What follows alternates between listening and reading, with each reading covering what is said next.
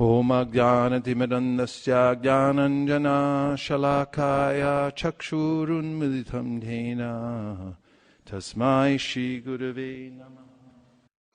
So there's a lot of things that we can carry in our heart, because our hearts are containers and they accumulate. When we say heart, I mean the consciousness. We're conscious living beings, and we have a recording device, actually. The mind, the chitta, the mind records everything that comes in from the outside world, both in the form of sound and sense impulses. And then from that mind, where it's accepted or rejected, it's passed up into the buddhi, or the intelligence that discriminates about it. And then the intelligence is, as Prabhupada writes in the 3rd chapter of the Bhagavad Gita, the next door neighbor of the spiritual soul. And then we're observing all these, as the soul, we're observing all these subtleties on the surface of the mind and the intelligence. And we accumulate so many different impressions over many, many lifetimes. And in the 17th chapter of the Bhagavad Gita, Krishna talks about how, because of the result of association over many, many lifetimes, we develop a particular nature. And nature is, he says, Shraddho Mayo Yam Purushaha. The person is made of his or her predisposition, and it's in the form of faith or shraddha, that one is predisposed in a certain way towards particular modes of nature, actually. And so the heart determines also the direction that we go in life. What we decide to do or not do is based on our faith, and that's based on our association with the 3 modes of material nature. So there's a way in which the process of bhakti yoga means to restore the original condition of the heart to its pristine nature. As Lord Chaitanya Mahaprabhu says, Cheto Darpana Marjanam. The heart, or the consciousness, is like a mirror. And when it's dirty from all these previous impressions, we see ourselves in the way that is erroneous. I think I'm a man or a woman or a cat or a dog, and I have many impressions. Even as a man or a woman or a dog, I have attraction to certain kinds of sense objects and so forth. But through the process of purification, especially by the chanting of the holy names, the mirror of the heart can become cleansed. And then we can see ourselves for what we are, and that is in our eternal nature as pure spirit souls. And we have a nature that is Krishnera Nityadas, eternally servants of Krishna. From the position of Brahma Bhuta Prasanatma Nashochati Nakankshati Samak Sarveshu Bhuteshu Madbhaktim Labate Param, means when we're purified from our association with the modes of material nature, and we rise to the position of our spiritual nature, then we can enter into the position of bhakti. Mad bhaktim labate param. Then you can, you're free to engage in bhakti undistracted by the modes of material nature. So Chaitanya Mahaprabhu taught the simple process of having a song in your heart. You have to have the right song. There's a lot of songs we can sing. When Chaitanya Mahaprabhu was speaking with Ramananda Roy, he asked him, what is the best song? And Ramananda Roy said, the best song the best songs are the songs about Radha and Krishna. And out of all those songs, the best song is the Hare Krishna Maha Mantra, because this is about Radha and Krishna. So to have a song in one's heart, the Hare Krishna Maha Mantra, to keep that there, to enthrone the song of the Hare Krishna mantra in one's heart, means to cleanse the mirror of the heart, and it also means to invite Krishna to stay within the heart permanently. So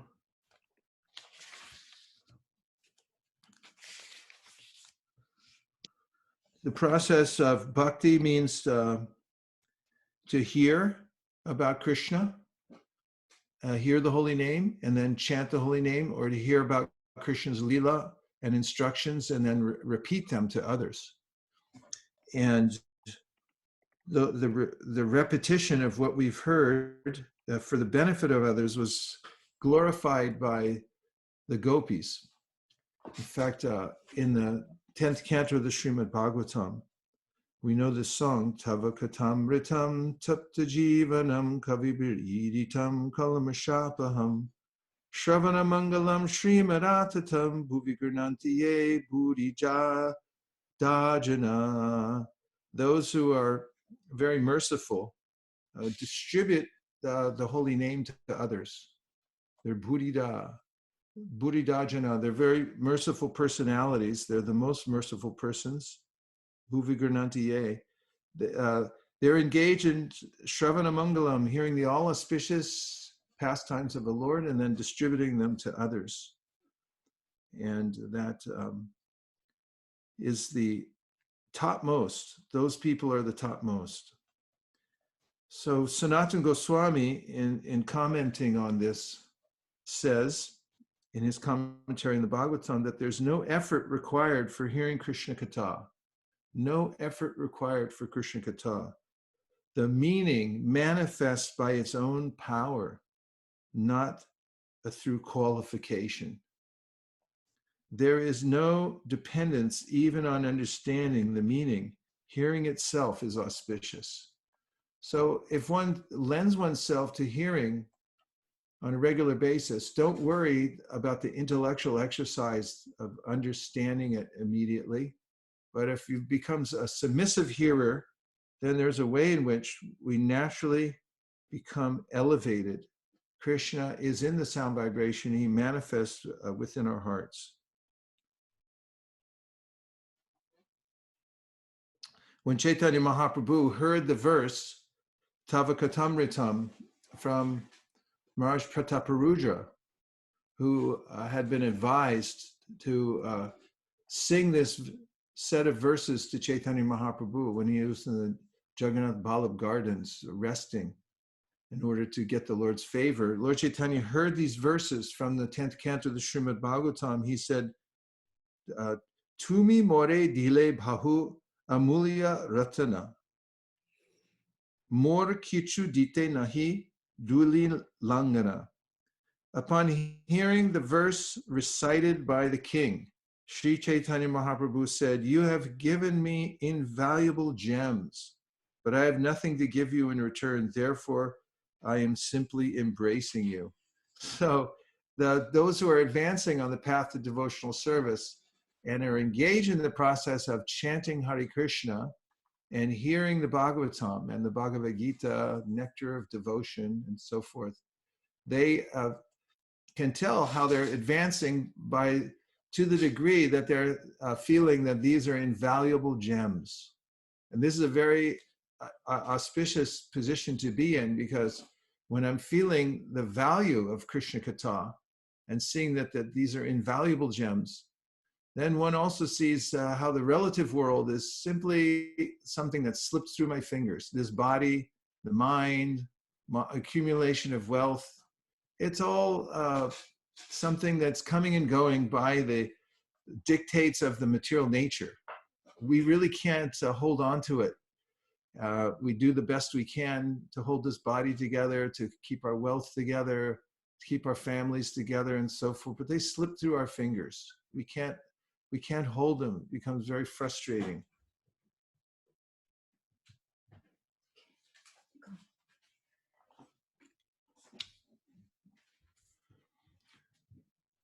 But if someone is able to mine the wealth of the Shastras and feel that this is the most valuable thing, then that person becomes very fortunate, because what else do you need except a pair of ears and the desire to hear? That makes you very, very fortunate.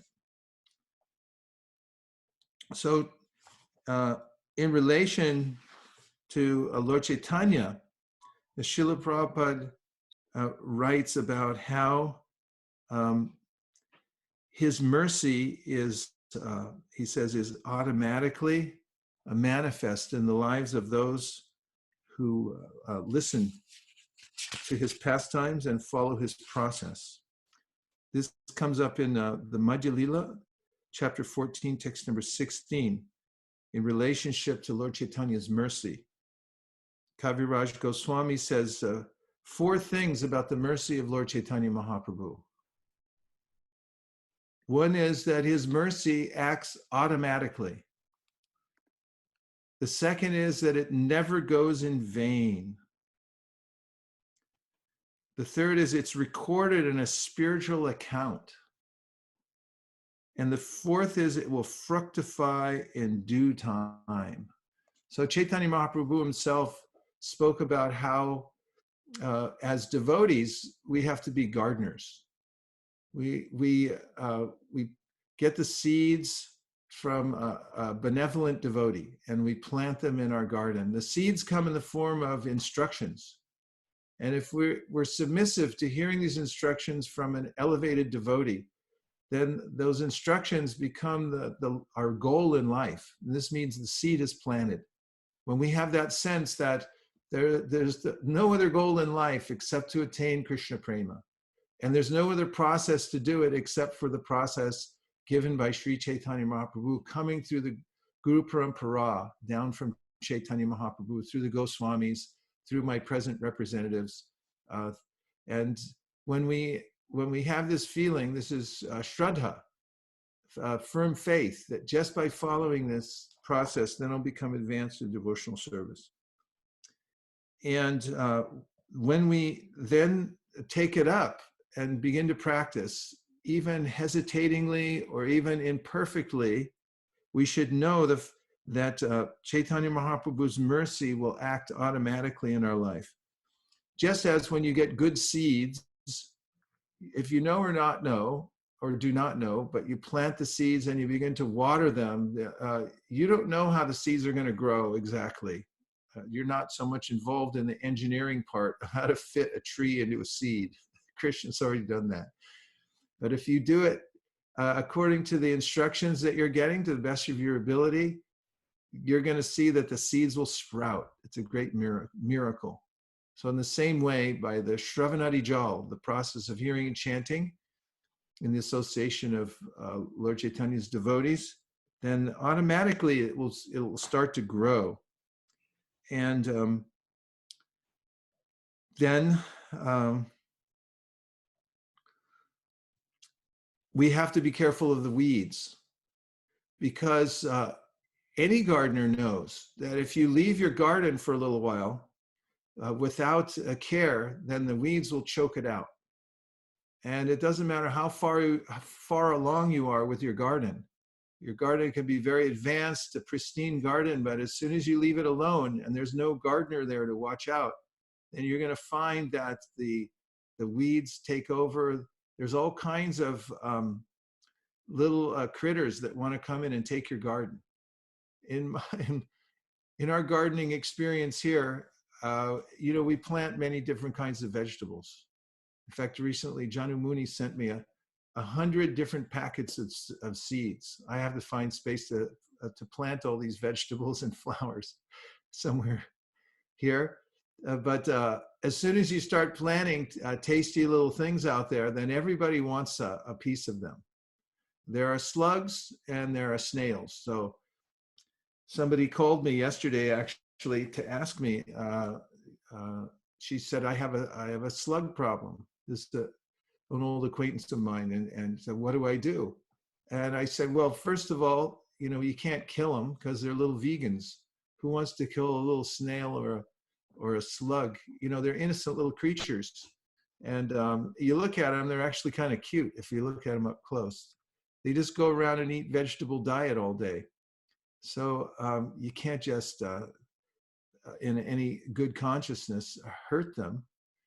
So you have to go out, I told her, with a flashlight early in the morning when the garden's still moist.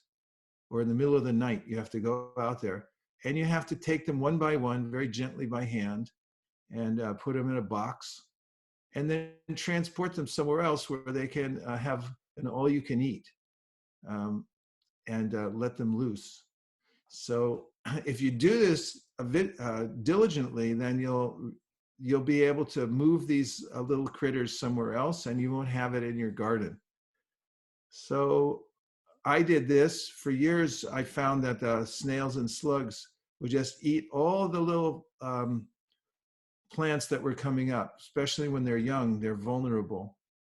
And so I was diligent in going out every night and making sure that I thinned out the population until there was no more.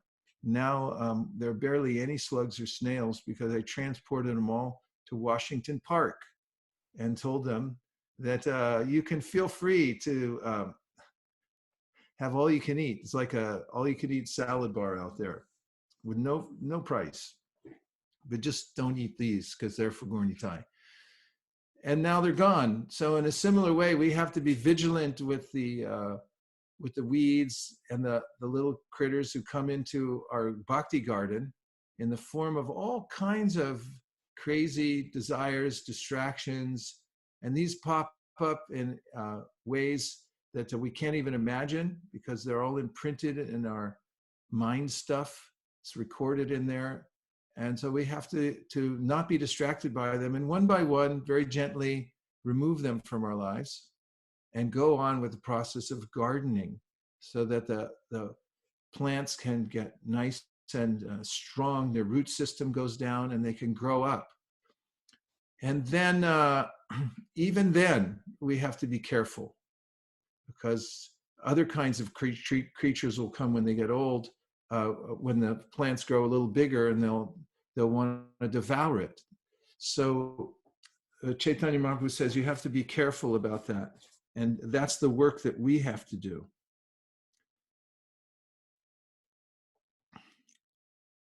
So Srila Prabhupada writes about how those who are followers of Chaitanya Mahaprabhu must receive the mercy of Lord Chaitanya.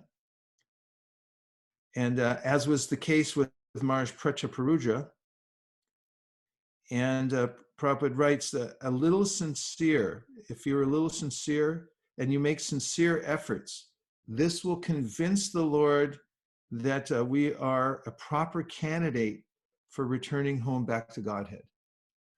He says a little sincere, just try to be a little sincere and show the Lord through our efforts that we're sincere. So this is what we do as devotees. We have to be a little sincere, and we have to show our sincerity. Chaitanya Mahaprabhu's mercy, again, acts automatically. It never goes in vain. It's recorded in a spiritual account, and it will fructify in due course of time. But we have to be sincere, and we have to try sincerely. Even if we feel like we can't do it, it's over my head, it's above my pay grade, I can't quite do this. Still, just try, be sincere, because Lord Chaitanya's mercy will act automatically. So an example is given by Prataparuja Maharaj. Mahaprabhu at first rejected him. He says, I can't see you. You can't see me. You're a king. I don't want to come near you. But then gradually, Maharaj Prataparuja won over Lord Chaitanya by his sincere effort. So one of the ways he showed his sincerity was by becoming a sweeper. And he swept with a broom the pathway in front of Lord Jagannath's cart. And Prabhupada writes about this. He says, when Maharaj Prataparuja became a menial sweeper, he said, Lord Chaitanya's mercy became a solid fact. He used these words. It became a solid fact in the life of Maharaj Prataparuja, a solid fact. So we want Lord Chaitanya's mercy to become a solid fact in our life. And how do we do that? Well, you don't have to be a great scholar. You don't have to be born in a certain family. You don't have to be expert. You can be a great fool. But if you are sincere and you do some menial service for the Lord and his devotees, then it can become a solid fact in your life. And that's the most auspicious thing. So Kaviraj Goswami writes about this. He says, Dheka, just see, Chaitanyara Kripa Mahabhala. Just see how powerful is the mercy of Sri Chaitanya Mahaprabhu. Even a little bit of Sri Chaitanya Mahaprabhu's mercy serves as a great asset for spiritual advancement. So we may not have any qualification at all. And in fact, in Kali Yuga, this is a foregone conclusion. But we have Chaitanya Mahaprabhu and his mercy. And it is a Kripa Mahabhala. It's so strong. The Kripa of Lord Chaitanya Mahaprabhu is so strong that anyone can be lifted up. So when Srila Prabhupada came to America, he knew this, and therefore he wasn't afraid to lift up all kinds of so-called untouchable people to the highest position of life, that is, preachers of the cult of Sri Chaitanya Mahaprabhu, who had spread it all over the world. And those who were sincere, and they tried and they did menial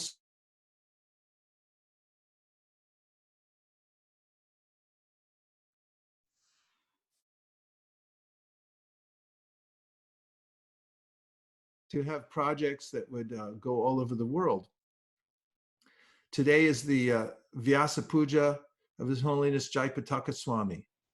And he came from an apparently ordinary background in America, but he met Srila Prabhupada, and then through his sincere endeavor and his practice of devotional service, by the mercy of Srila Prabhupada and Chaitanya Mahaprabhu, he became one of the mainstays for the Krishna consciousness movement all over the world, with sincere followers who are carrying on the tradition of Chaitanya Mahaprabhu. It's a significant branch of Chaitanya Mahaprabhu's tree coming out of ISKCON.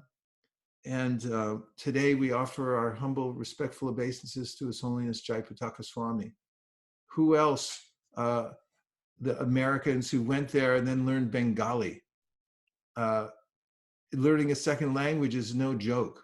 What to speak of learning it fluently and then being able to preach, so that the Bengalis will come and swoon when they see an effulgent American sitting down and then speaking in their own language, knowing everything about Chaitanya Mahaprabhu and Lord Nityananda, and speaking in their own language. And then they become enamored, and then thousands, tens of thousands come to surrender to Chaitanya Mahaprabhu. Only an empowered representative of the Lord can do such a thing. And that comes from the automatic mercy of Chaitanya Mahaprabhu for one who is sincere, and then just tries to put his or her effort into some menial service to spread the movement of Sri Chaitanya Mahaprabhu. So today, let us glorify His Holiness Jayapataka Swami on his most divine, auspicious Vyasa Puja appearance day. Gaur Premanande Hari Hari Bol. So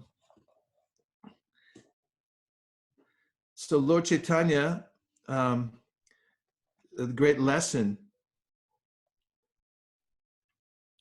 unless you get the blessings for anything important, significant, it has no meaning or substance. So unless we get those blessings from Chaitanya Mahaprabhu, whatever we do in our life, ultimately, we can become a big politician with many followers. We can become very wealthy. We can become big philanthropists, or some position in the material world, but ultimately it has no meaning or significance unless we add the mercy of Sri Chaitanya Mahaprabhu. So now, before I go to the next section, we'll take some reflections or questions.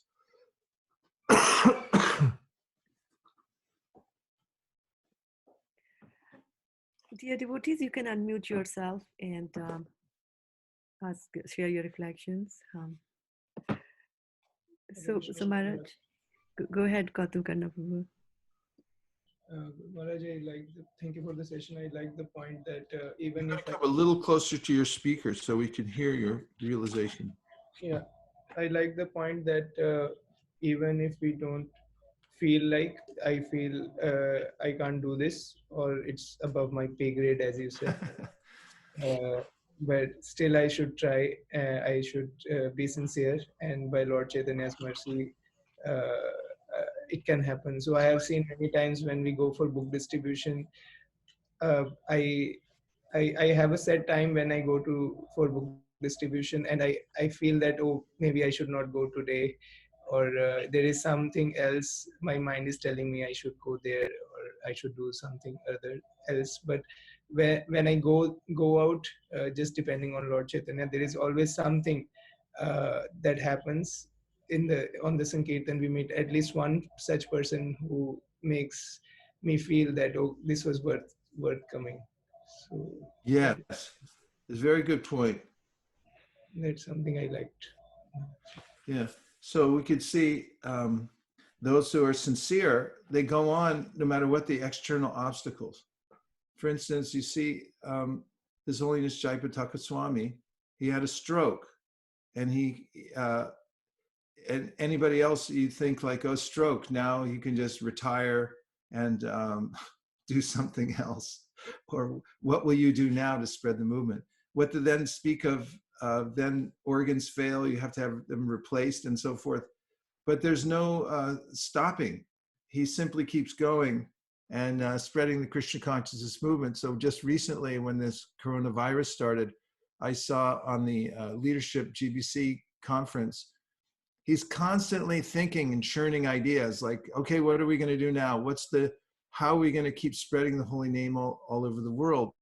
And so whatever one's situation, whether one's body is compromised, whether things look futile, whether there's some financial difficulty. Prabhupada had a severe financial difficulty. He had his money all invested in his business, and then the business failed. So then he had no money, nothing. This can happen in life at any time. Health can fail, finances can fail. In fact, it will. Everything fails in this world, no matter how you try to hold it together. But if we have this sincere idea that I'm going to follow Chaitanya Mahaprabhu, and through his representatives, I'm going to spread the Krishna consciousness movement to the best of my ability from whatever I have, then Krishna, Lord Chaitanya's mercy will act automatically. He'll empower us. So we can be in a wheelchair, we can lose our speech, we can lose our, whatever it is, material facility. If we're sincere, then Mahaprabhu will empower us. So we've been given a chance to show our sincerity by standing up to whatever kinds of obstacles or limitations appear to be there. So Kautakana Kapu, as you're talking about, it seems like difficult to walk out the door. How am I going to do this? But you go anyway. And then you go and you try something, and then you see that Mahaprabhu's mercy becomes manifest automatically. And every day we have to challenge ourselves throughout this lifetime. And by that, we become strong in Krishna consciousness by seeing how Mahaprabhu's mercy is everything. All these other material facilities, they're not guaranteed, but Mahaprabhu's mercy, that's guaranteed if you simply are sincere and do menial service. Thank you. Let's see if there's any more Hare Krishna Guru Maharaj. This is reflections. Hare Krishna. Guru Maharaj. Maharaj, I really like the point I really like the point when you said Lord Chaitanya Mahaprabhu's mercy. You gave those 4 points. That's automatic. It never goes in vain. It is recorded in your spiritual account, and it fructifies in time. It was very hopeful for me, because a lot of times when we do service, because our mind is trained to expect immediate, instant results, we ask ourselves, oh, like I've heard so many people say, I'm doing my japa, but why am I not progressing? And sometimes I wonder, I'm doing my service. Maharaj says, do the best you can from where you are. And to the best of my knowledge, I'm doing that, but why am I not moving forward? And it was so wonderful to hear you say that, it fructifies in time. We cannot demand things to happen when we want them to happen. But his mercy is a solid fact. It's there, it's accumulating, and when the cup overflows, then you will get that mercy that you need. My question was, does that mercy apply to every part of our life? Like sometimes I notice that our chanting is not really that good. Well, you keep doing it and then you do your service. And over time, does it overflow into your chanting as well, or is it a separate factor altogether? No, nothing's separate. everything relates to everything else. In other words, it's all interconnected. And my point is that every discipline or lack of discipline in our life will affect us systemically in all different ways. So our service will help our chanting, and our chanting will help our service. And also, as you mentioned in the beginning, the science of seeds. The seeds we plant, that they'll have an effect. In fact, this is mentioned in the Bhagavatam in the 6th canto, that we have all these seeds of sinful activities from previous lives and maybe this life as well. And these things have an effect. You can get rid of them by prayashchitta, which means just mow them down, but then when the next rain comes, they come back up again. They're very difficult to get rid of. And this is also, we can see during this virus pandemic, that some seeds, and they get passed on, and it's very subtle. It starts from a subtle level. We can't even see these little devices that are loose in the world, but they have their effect externally. So everything that we do has an effect. So on a very subtle level, when we're doing menial service, when we're practicing chanting with attention, those are planting these very powerful seeds, and they will fructify and they will grow in our life. So we have to keep introducing those amidst all the other jungle of other kinds of seeds that we've planted before. But the power of the bhakti seed is that we'll vanquish all the other ones if we keep investing in it. Thank you. I wanted to also share, Maharaj, that, I hope it's helpful for everybody else. Yeah, I plan to do this reading. I print out all these sheets of shlokas that you tell us to do, and the chat and this and that. And I had a bundle full, and I was looking at them thinking, I should just throw this away. I'm never going to make that cut, and I won't reach it. And then this happened, and I was stuck at home, and I had these hours in the morning. And when I opened the book, I was ready. I had all these shlokas printed, and everything was ready. And I was amazed that, if you just hold on to the stuff that you've collected, the good seeds, just don't give up, and you keep hold on to them. A time will come when, I was just amazed that it was ready for me, and I could just read through them every day.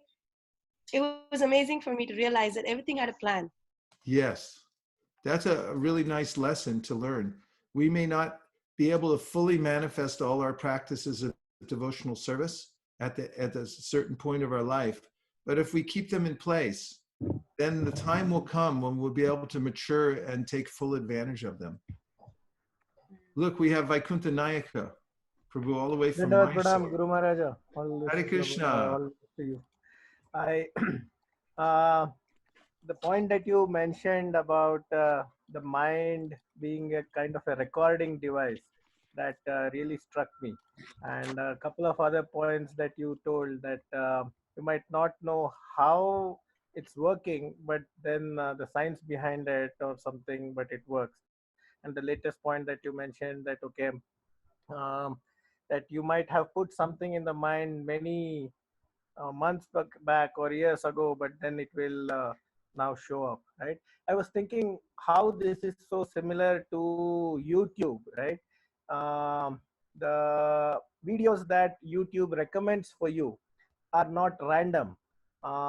They are based on the conscious choices I made. And sometimes the choices I made many years ago, YouTube still remembers it and says, hey, maybe you would like to see that. And if you are not liking the recommendations, you can keep complaining, or you can take a conscious decision to make intelligent choices of the videos that you see.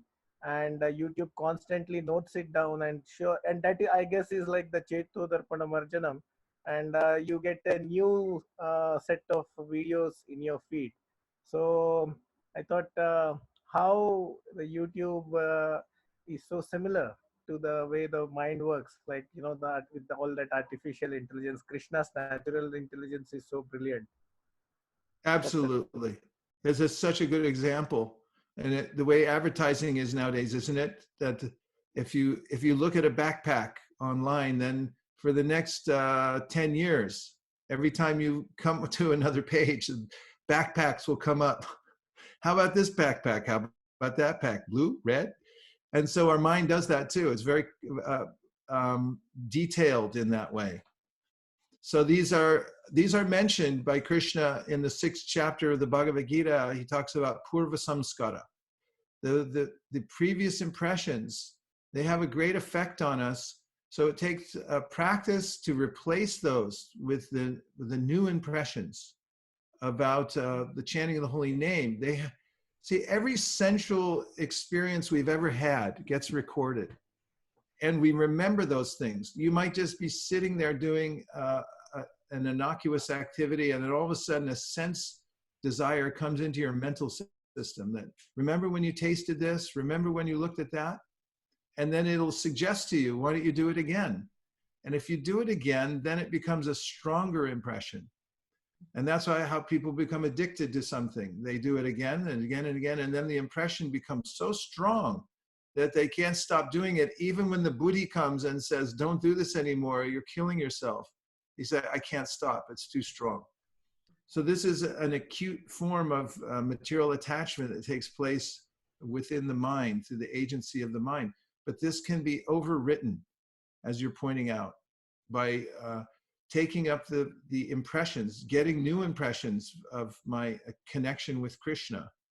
And then also, as Krishna mentions, by detachment. We're practicing detachment through concentration on hearing Krishna Katha or hearing Krishna's holy name, even despite the fact that there are distractions around. When I make the conscious decision to keep hitting that button that, no, I'm going to listen to this and not to that other noise, then after a while, as you're pointing out, then the selection choices, they all start coming up. The same thing. All the YouTube shows are like, oh, you want to hear from from this devotee, that devotee, here's something else for you. And that's a really apt example that we can all relate to. Thank you very much, Vaikuntha. Well done. There are some comments on Facebook. Yes, let's hear the comments on Facebook. Yeah, so this morning, Madhav Prem Prabhu and Padma Kumari Mataji are monitoring the Facebook, and they have sent me these messages. The first one is from Grail Rasangi Louis Mataji. She says, love it. Remove the little critters gently. Yeah. They're vegans. How can you get angry with them? They're just trying to have a little snack. And then along the same topic of snails, there is some advice from Bhakta Alex Zaharino. He says that marigold flowers help keeping the snails away from cabbage. Well, that's nice, except for the fact when they're young that they eat the marigolds too. But thank you, that's good advice. We have Preeti Radhika Mataji, and she says that she really liked that with sincerity, we can become a good candidate for Chaitanya Mahaprabhu's mercy, which is automatic and goes into our spiritual account. I think this point pleased everybody. And I was also thinking about like contrasting that with the material world, that in the material world, whatever you do, for example, if you're at work and you work really hard, then things don't come automatically. You have to toot your horn, you have to kind of, butter up your boss, and then you get the things. But here, the automatic thing kind of struck that, if you are doing the things sincerely and right, then Chaitanya Mahaprabhu takes care of you. So that was, That's right. That's why there's nobody better than Lord Chaitanya. So true. Everyone should take shelter of Lord Chaitanya Mahaprabhu and just take shelter of his lotus feet. Tirtaspadam Shiva Varinji Nutam Sharanyam. Even Lord Brahma and Lord Shiva know this, and therefore they understand that Lord Chaitanya Mahaprabhu's lotus feet are the sum total of all the holy places. So even if you're stuck in your home in Northern California, in Mysore, in North Carolina, all these places, then Fremont, I'm trying to recognize everybody here. If you take shelter of Lord Chaitanya Mahaprabhu, it means that you're going to all the holy places. Go ahead, Shona. Great. Yeah, thank you, Maharaj. And then Bhaktin Kamla says that her reflection is that we have to water the right seeds in our heart. The right seeds. Yes. Hare Krishna Prabhu, this is Malini Devi Dasa here. Hare Krishna, Malini, good to see you.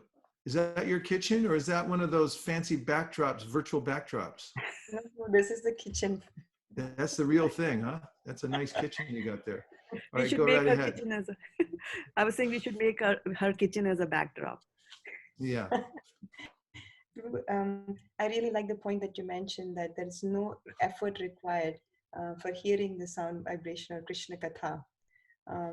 Because most of the times what happens is when you're trying to read something, trying to remember or memorize, it actually doesn't stick to your heart so much. But submissive hearing, just for the sake of hearing, actually, because Krishna is there within the sound vibration, then automatically he will manifest. So that was a very powerful point. That Isn't it though? Yeah. Yes. I'll read it again for you. Sanatana Goswami writes in relationship to the Tavakatamritam verse, there is no effort required for hearing Krishna Katha. The meaning manifests by its own power, not through qualification.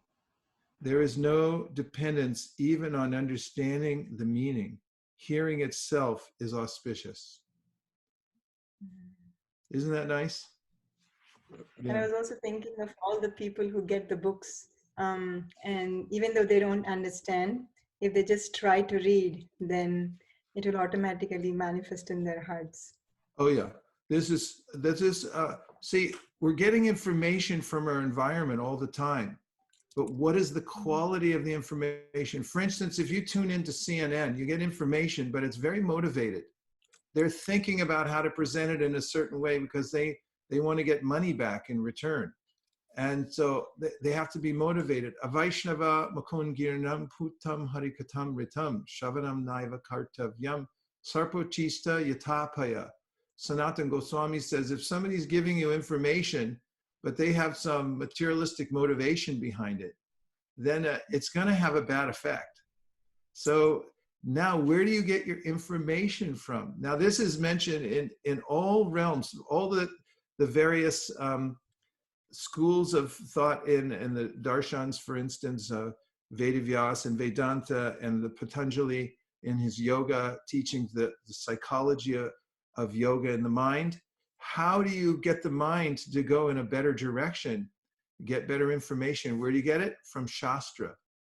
So they all point this out. Swadhyaya means that you have to hear from Shastra every day, because that's the best information. It's coming down to us from a pristine source. And so when you get that and you feed it into your mind, whether you know or not know, you're reprogramming your mind to a higher level of thought. And you can feel this. If you read, for instance, the 6th chapter of the Bhagavad Gita, where Krishna is talking about how you should be determined, how you should go back again and again to hearing the holy name and being fixed. And you'll actually, by hearing it, you'll start to develop the qualities. Because your intelligence is mostly made, it's a material object, but it's made in a subtle way. Mostly predominance is of sattva gun. And when you hear the transcendental literature, it appeals to the buddhi. The buddhi likes that because it's in a very high mode originally. It just gets contaminated and then it misdirects us. So when we expose ourselves to hearing these transcendental sound vibrations from the Shastra, we can reprogram our intelligence, and then it becomes very deliberate that now actually, instead of doing the wrong thing, I want to do the right thing. That's where the strength comes from. So in order to practice even meditation in the Yoga Sutras, it's mentioned by Patanjali every day. It's not just sitting there and meditating. You actually have to hear Shastra every day in order to be strengthened. Thank you. There's a follow-up Yes. question to what you were mentioning. There's a follow-up there. Yes. And the question is that, does this mean that the Sanskrit prayers also work without understanding the meaning? Oh, yes. They're very powerful. But the more you imbibe the meaning, the more it will go deeply into the buddhi. I mean, the sound vibration itself is definitely purifying, but we should, why do you think Prabhupada took the trouble to put the word for word meanings? If it was just good enough, he would just say, put the Sanskrit or the translation, but he wanted us every day to go into the meaning itself, because it's very entertaining, actually. When you hear, oh, this word means this, that word means that, it all makes sense, it fits together, then we start to develop what's called vivek. Our buddhi develops discrimination, and we start saying this, not that, and it becomes very we become very deliberate in the way that we're moving around. Are those are you getting rasa malai, Gita Priya? I saw some rasa malai over there. Anyway, So, Hare Krishna. Maharaj, there are more comments coming on Facebook, but I think Madhav Govinda Prabhu wanted to go on Zoom. Madhava Govinda, are you in Canada? Yes, Maharaj. It looks very effulgent up there. Yeah. Like you're almost like hovering in the, above, you've gone beyond the viraja. And now you're in the 19th spiritual floor of the building. effulgence of the spiritual world. Please tell us. I was Yes. just appreciating the point that you mentioned, that how when we are hearing Krishna Katha, it's like having valuable gems. And when you have those gems, then all the other things we can understand that as slipping away, all the other things that will be there. Yeah, that's right. And then you actually feel wealthy no matter where you are. This is the wealth of the Brahmanas don't need anything because they're already wealthy. Their wealth comes from being fully absorbed in Bhagavatam. And they're feeling that, okay, I'm happy because I have this. And then what else do you need in life? Just Prabhupada mentions one Brahmana, he was so poor, he was teaching students and they could only give tiny little bit as dakshina. And so every day, all he'd have was some rice and some tamarind leaves. And that's all they could afford. And someone came and said, oh, let us, get you a better place, better food and everything like that. He said, no, I'm happy. I'm teaching Bhagavatam and I have rice with tamarind. What else do you need in life? So this is the satisfaction of somebody who has these gems. Thank you. Nice points. Good to see you. Hare Krishna, Guru Maharaj. Hare Krishna. Pranam. Jai. Maharaj, I just, out of the lecture, what I heard, what really actually made an impression on me is that one has to do menial service, and that's the way to get Lord Chaitanya's mercy. And the Lord Chaitanya's mercy manifests by itself, like its own power, not by qualification. That's right. Yes. So menial means something that's very simple. You're doing it by hand labor. And if you do that, then the natural satisfaction arises in the heart because Lord Chaitanya's mercy. Yeah. I also, interesting thing is that a few days ago, I was reading about Jayapataka Maharaj, and it so happened that today morning I thought about him, and then you mentioned in the lecture, and I read that Jayapataka Maharaj is actually Lord Chaitanya's, one of Lord Chaitanya's, confidential associates. That's what I was reading. Well, Prabhupada writes about this in the Chaitanya Charitamrita. He gives an astounding purport where he mentions Narottam Das Thakur's bhajan, Gaurangera Duti Pada. And there, this is a mention of the associates of Chaitanya Mahaprabhu when he appeared. These are all liberated souls. But then Narottam Das Thakur goes on to say, and Prabhupada elaborates upon this in his purport, that don't think that only those who were there present with Chaitanya Mahaprabhu were these liberated souls, but anyone who's engaging wholeheartedly in the service of Chaitanya Mahaprabhu's Sankirtan movement also is counted as one of the eternal associates of the Lord. He even calls Nitya Siddha. So this is the mercy of Chaitanya Mahaprabhu, that those who enter into this ocean of Sankirtan, they are picked up by his mercy and carried to the highest position. And Prabhupada mentions in the Upadeshamrita that the qualification you can see for someone who's on the highest position of devotional service is he or she's thinking 24 hours a day about how to spread the Krishna consciousness movement. So this is how Maharaj thinks. He's always thinking, his mind, his intelligence is only there for thinking like how to spread Krishna consciousness, how to make other people come to this, how to make sure more people get books, how to make sure other people get trained and so forth. That's the hallmark of the most advanced devotee, how many devotees that he or she can make. Another point? Maharaj, Yes? this is Tadiya Sevdas. Hare Krishna. Maharaj, talking about Sri Chaitanya Mahaprabhu, I hear, I remember Mahaprabhu's instruction, Brahmanda Brahmite Kona Bhagyavan Jivaha, Guru Krishna Prasade Phaya Bhakti Lata Bhaya. I was just thinking, there are so many jivas within this material creation, they're taking birth and they're dying. Recently we see, even from coronavirus, people are dying like birds, in countries like Italy and Spain. But how many of them have really gotten the mercy of Lord Chaitanya Mahaprabhu? So we are so fortunate that we, by the mercy of maybe our Ajnata Sukriti or by the mercy of Guru or Krishna, we got the mercy and we are very lucky actually. And we should not take this mercy lightly. Very good point. Nice observation. So we should not take it lightly ourselves, and we should also give it to as many people as possible so they can take advantage. Thank you, Prabhu, for sharing. So now I just want to make a few points about availing ourselves to the Chaitanya Mahaprabhu's mercy. And one point is about establishing atmosphere. Everyone is affected by the atmosphere, both externally and internally. So Srila Prabhupada writes that we should establish the atmosphere in which we can hear, chant, and serve. We should establish the atmosphere in which we can hear, chant, and serve. Hear, chant, and serve.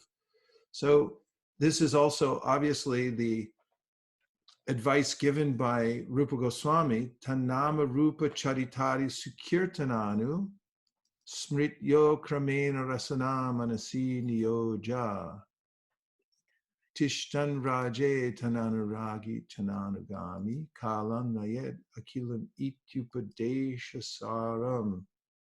That the essence of all advice is to establish an atmosphere in which we can hear, chant, and serve all the time. So then, as Krishna mentions in his talks to Arjuna in the Bhagavad Gita, Yajimam, he said, always worship me. So we should, as Krishna recommends in both the Gita and the Bhagavatam, worship him and also worship his devotees, Yaji. And Namaskaru, we should, Namaskaru means to give up everything, including the false ego, that I'm the savior. Krishna says in the Gita, Suridam, that I'm the friend of all living entities, means he's the savior. He's the one who saves. It's not us who do it. We should not think, like sometimes they're big philanthropists and they think about how, well, I'm saving people, I'm doing this, I'm doing that. But in the mood of service to Krishna, we shouldn't think like I'm the big savior, I'm helping people. No, it's Krishna. I'm just a representative of Krishna. So we should go out into the world with an empowered heart. If we have this mood that I'm not the savior, Krishna is the savior. I'm not the one to be glorified because I'm preaching. I'm not to be glorified because I'm doing anything. I'm just a menial servant of Krishna's and I'm a representative. Then this is what we have, is an empowered heart. So if we move about the world with an empowered heart, then we'll feel enlivened all the time. And then from the Srimad Bhagavatam 1.532, Prabhupada writes, in the absence of taste, utilize whatever you have in the service of the Sankirtan movement. In the absence of taste. So we may not have taste right away for chanting Hare Krishna or hearing Srimad Bhagavatam. But in the Gita, Krishna says, Yat koroshi adashnashi at johasi dadasi yat, yat tapasasi kontea tat kurushva mararpanam. Whatever you do, whatever you eat, whatever you offer and give away, do as an offering to me. And Prabhupada says that we should do whatever we do in our life to help spread the Sankirtan movement. This is one of the ways in which we can get that mercy of Sri Chaitanya Mahaprabhu, even if we don't have taste yet for all the practices like hearing and chanting. And then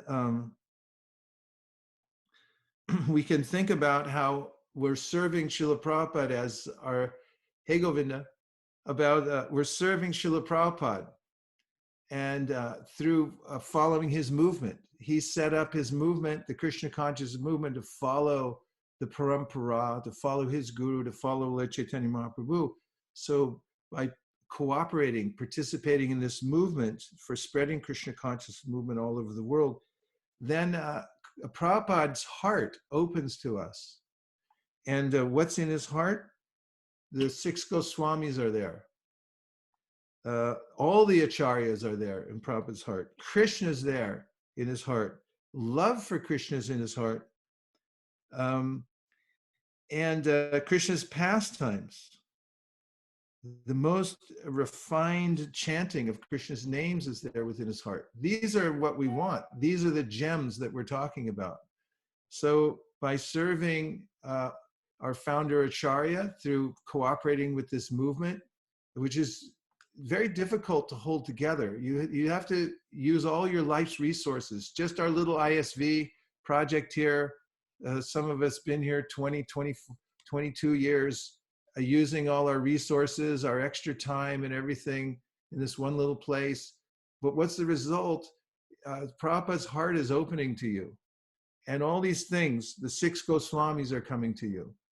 All the acharyas, the Krishna, love for Krishna, the most refined knowledge and the process of chanting are coming to you.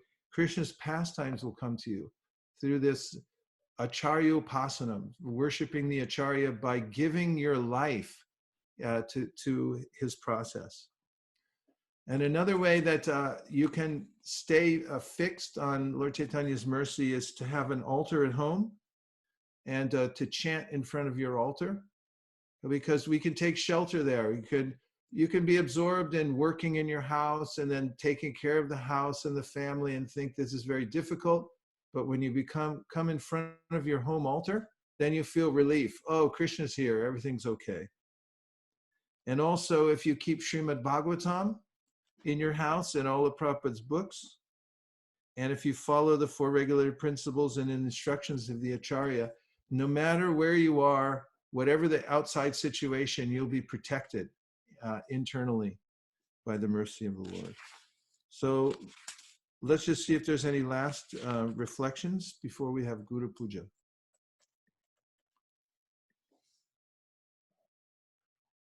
Hare Krishna. Hare Krishna, Devavrata. Jai, I really, really, really loved your point about cooperating in the Sankirtan movement.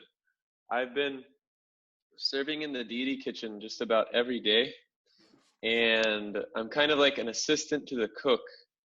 And what I've noticed, my realization from working in the kitchen, is that every cook has a particular mood that they carry when they enter the kitchen.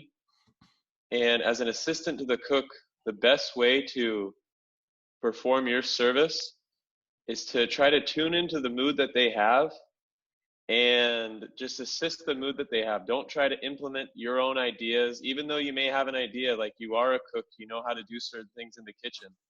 At that time and circumstance, you have to just serve the mood of that particular cook. And when you do that, things move so smoothly. They become happy with you, you become happy with them, and Krishna becomes happy with the offering. Very nice example. This is realized knowledge. And that's the system, actually, the system for advancing devotional service is to attach yourself to a devotee who's doing some significant service and then be of service to that devotee. Be an apprentice devotee. And everyone can find someone in their upline to hook onto and then emulate that person's mood, serve that person. And then naturally, Chaitanya Mahaprabhu's mercy will flow down. Excellent, Devavrata Prabhu. Very good. I was thinking, Maharaj, that this cooperation also involves a little bit of surrender from our side. Like surrender our ego. That's true. It does. Hare Krishna Maharaj. Yes. Oh, Hare Krishna. Hare Krishna. I just wanted to make a comment about actually just what Mother Shraddha Mataji was saying just now about how it requires some surrender. And I was thinking about your point on humility and doing menial service to Lord Chaitanya. Because in my situation now, I'm not able to do the service that I was doing before. And it's been like very challenging for me because it's kind of been reduced from dressing, and like I can still I can do a little bit of cooking, but I have to not bring it into the kitchen. I have to now leave it, like it's kind of, everything's been reduced. And so I've been trying to really accept that as Krishna's mercy and realize that I have to not be attached to doing things the way that I think that I should do them, and that I have to cooperate and just understand that this is the way that I have to serve now and be satisfied with that. Yes, nice practical example.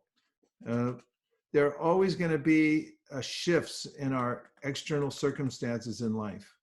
The body gets older, world situation changes, and then this way of adapting to whatever the situation is in order to fully invest ourselves in service. This is the inventive way to get through life and make one's life completely successful. Don't waste any time thinking, why me? And don't waste any time thinking like, now I can't do anything. Just take what you can do right now and invest yourself in it. And it always expands. And there's always a lesson behind it when there's some obstacle, actually. And then we don't hesitate, but we go ahead despite the obstacle and do what we can. We find new and better ways, and our service expands from that point. Thank you for setting such a good example in that way. Thank Are you all stuck inside now there in Florida? Basically, yes. Yeah. That's good. This is called nigama. The nigamas mean these are the literatures that take us within.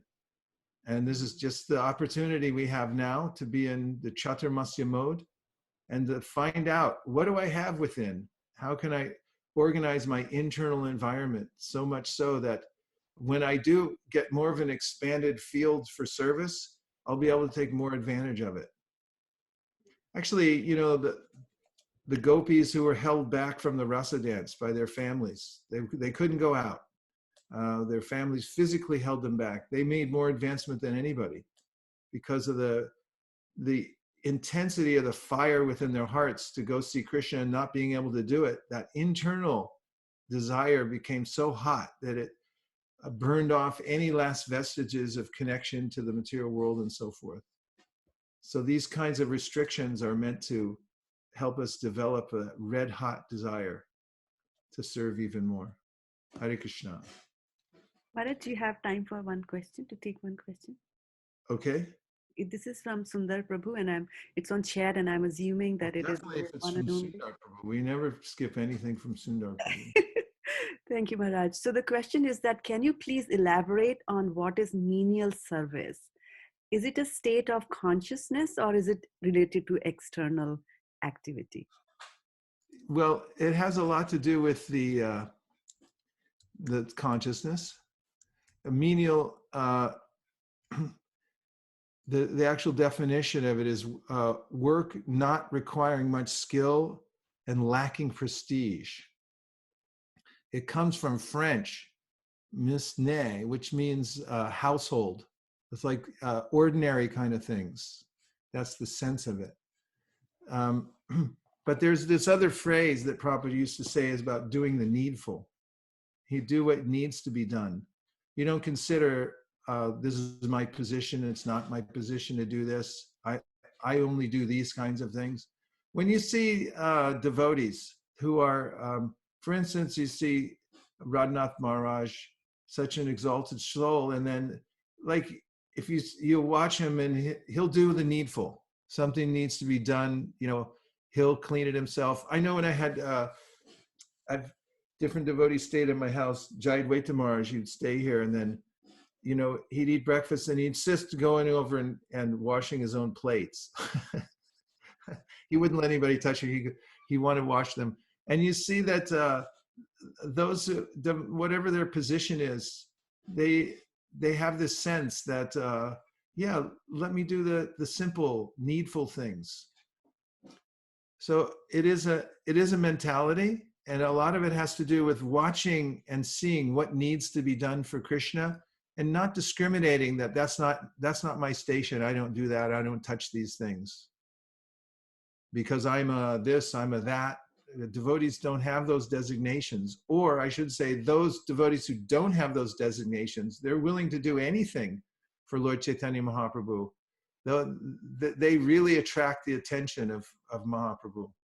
Even Bhaktivinoda Thakur, when he talked about this plan of spreading the holy name through the Namhata, and he drew up the whole marketing plan, like the Amway thing.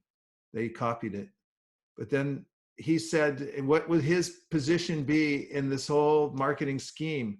He said that he was the sweeper in the marketplace. He just come and clean up afterwards.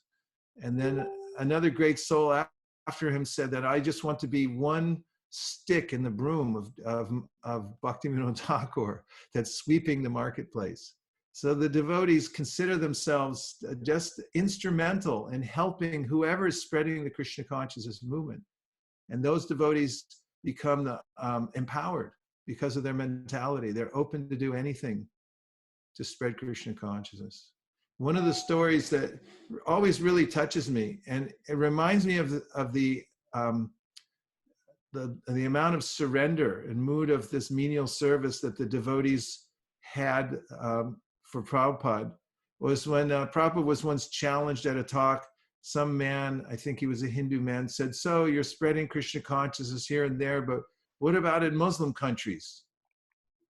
In other words, he was saying to Prabhupada, yeah, you couldn't do it in a Muslim country. So then Prabhupada told Gargamuni and Brahmananda to immediately go to Pakistan to spread Krishna consciousness. And they just stopped whatever they were doing. Before Prabhupada could retract it, which he did a couple days later or even a day later, because he heard there was unrest there and so forth, they had already gotten their tickets and were on their way and actually landed there because they just said, Prabhupada said, go spread Krishna consciousness there, we're going. So there's this sense of being sold out to the instruction of the spiritual master. That's also the mood of being a menial servant. Good to see you, Sundar Prabhu. Hare Krishna. Thank you, Prabhu. Hare Are Krishna. you out there in your Bhajan Kutir? What is that, Prabhu? You're in your Bhajan Kutir doing Chaturmasya. Yes, Prabhu. You eat off the floor once a day. Yes, sure, Prabhu. Okay. No, I wasn't saying you have to do that. I was surmising that's maybe what you're doing. Hare Krishna. Well, thanks to everybody who joined today. Hare Krishna, Hare Krishna,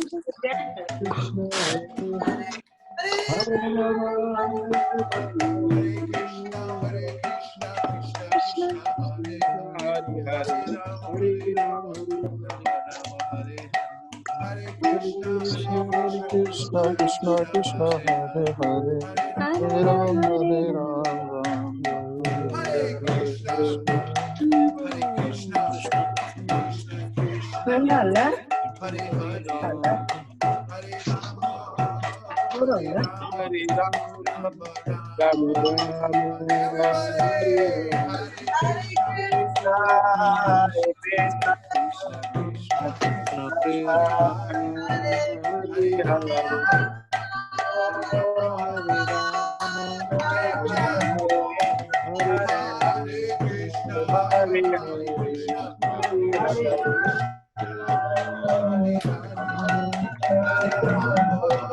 Hare Rama, Ram Ram, Hare Hare, Hare Hare.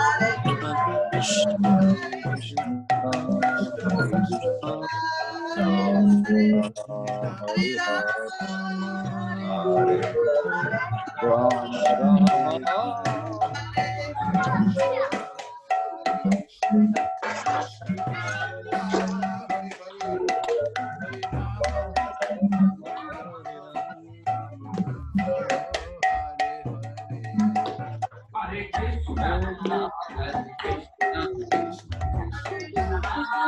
Hare Hare Hare Rama Hare Rama Rama Hare Hare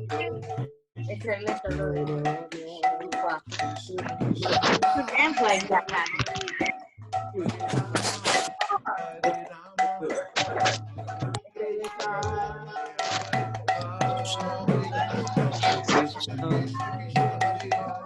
Hare Krishna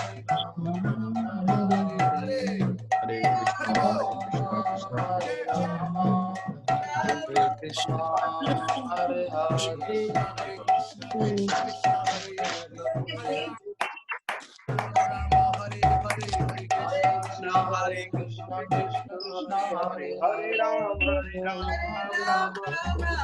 Hare Hare. Hare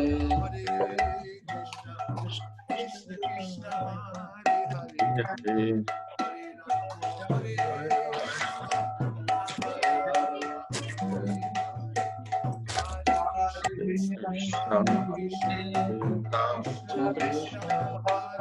Hare Hare Hare Rama, Hare Rama, Hare Rama, Rama Hare Hare Hare. Hare Krishna Hare Rama, Hare Hare Hare Rama, Rama Rama Rama Hare Hare Hare Hare Hare Krishna Krishna Krishna Krishna Krishna, Hare Hare, Hare Hare Hare Rama Rama, Hare Hare Rama, Rama Rama Rama, Hare Hare Krishna Hare Krishna Hare Hare Krishna Krishna Krishna Rama Hare Hare Rama Ram Ram, Hare Hare Krishna Hare Krishna Krishna Krishna Krishna Krishna Hare Krishna Hare Hare Hare Hare Hare Ram, Hare Ram Ram Ram Hare Rama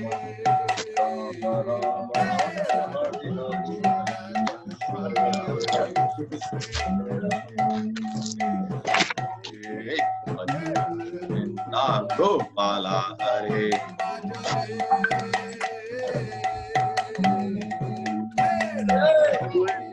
Govinda Gopala Hare. Govinda Gopala Hare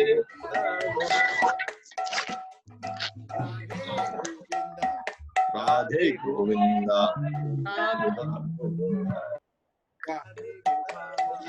Radhe Gopala Radha Sham Sundar Radha Madan Gopal Gopal Hare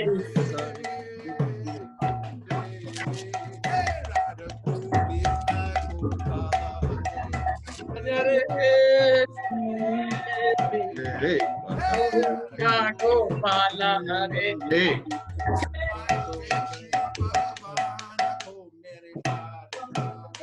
Pranam Hai भगवान Go को मेरे बारंबार Bar प्रणाम Prana है। शाम को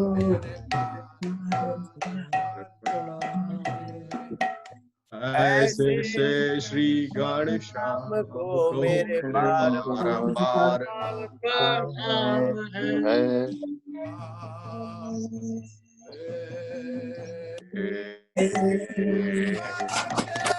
हरि हरि बोल।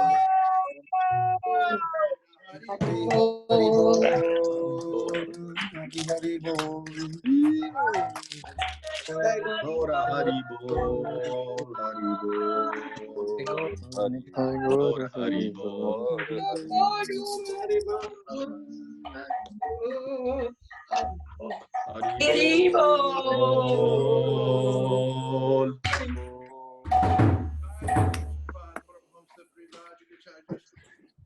Jai. Jai. Jai. Jai. Jai.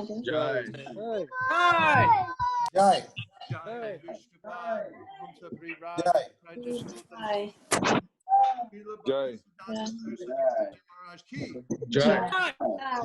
When I was a brahmachari, they taught me that the more enthusiastically you say Jai, the more Jai.